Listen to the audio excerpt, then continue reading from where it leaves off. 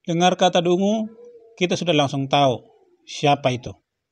Dalam artian, kata itu melekat kepada siapa? Ya, kepada Rocky Gerung.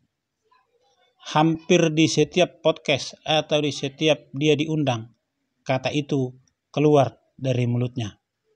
Dan dia dilaporkan juga gara-gara kata itu yang dalam tanda petik menghina Jokowi sebagai presiden.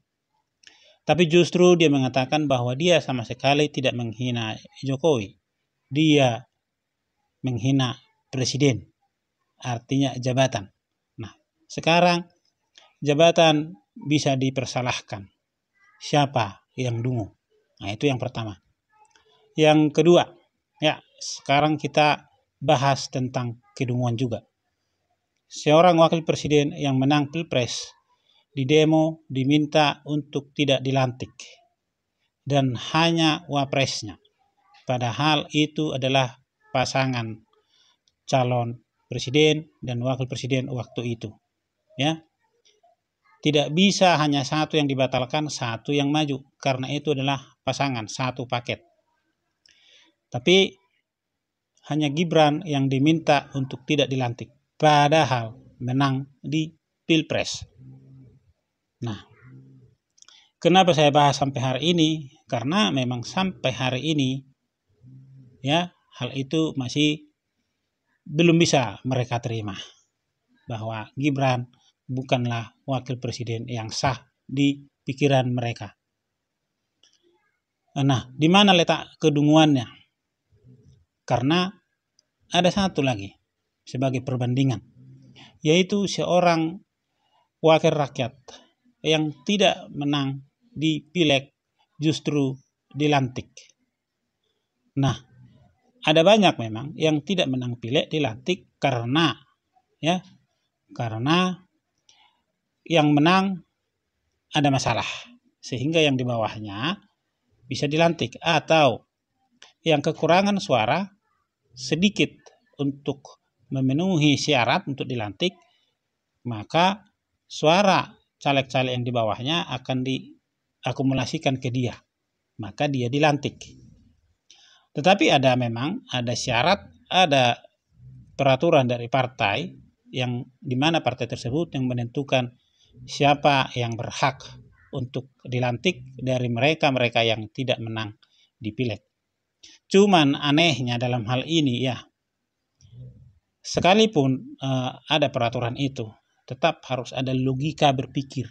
Jangan mempertontonkan kedunguan seperti yang dibilang Rocky Gerung.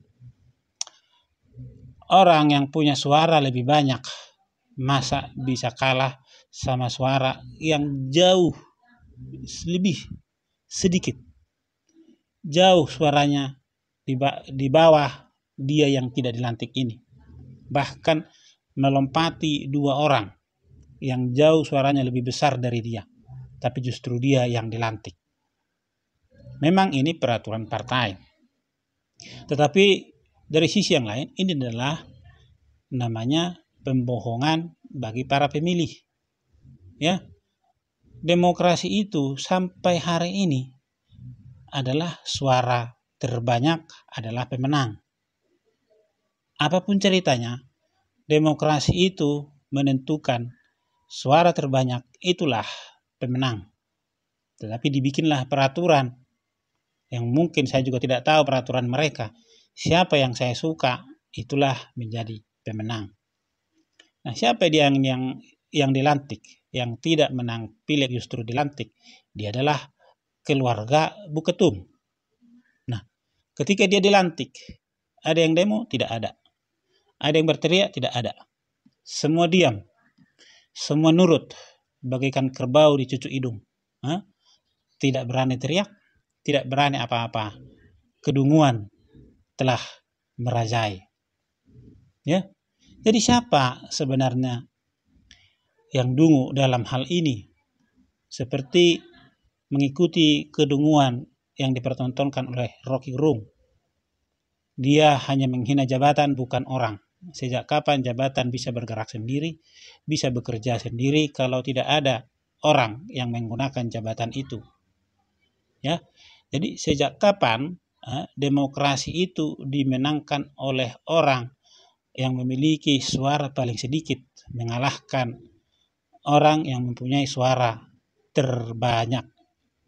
Padahal ketika sebuah keputusan diambil susah untuk mendapatkan persetujuan, maka akan dilakukan voting, pengumpulan suara. Siapa suara terbanyak, maka itulah menjadi keputusannya. Ya, putusan yang diambil ditentukan dengan suara terbanyak. Begitu juga dengan orang yang akan dipilih, yang akan menang adalah yang punya suara terbanyak. Tetapi dalam hal ini kedunguan telah menguasai. Jadi untuk siapapun kita di sini, ya, kita harus pahami juga apa itu demokrasi. Apa itu demokrasi? Jangan pula bicara tentang oligarki. Bicara tentang kalau oligarki keluarga turun-temurun, ya, seolah-olah kerajaan, dinasti, ya. Tetapi justru dia sendiri yang mempertontonkan dinasti itu secara langsung, sekalipun dalam bentuk kepartaian, bukan dalam bentuk pemerintahan. Tetapi di kepartaian juga, ya, di kepartaian ini juga kan ditentukan dengan demokrasi. Ya, caleg-caleg atau anggota legislatif yang duduk di Senayan sana ditentukan dengan demokrasi, dengan pemungutan suara. Mereka yang dapat suara terbanyak, mereka lah yang duduk di sana. Yang tidak dapat suara, silahkan out. Tetapi ada yang suaranya jauh dari memungkinkan untuk dilantik, tetapi tertolong karena keluarganya lah yang menjadi ketua umum, yang menjadi ketua DPP, dan yang menjadi bla bla bla bla bla. Mestinya kalau bicara tentang keadilan, tentang kebenaran demokrasi, mereka lah yang harusnya sadar diri, ya, mereka lah yang harusnya sadar diri, yang mendemo caleg yang tidak menang pileg supaya jangan dilantik, bukan mendemo presiden atau wakil presiden yang menang pilpres supaya jangan dilantik.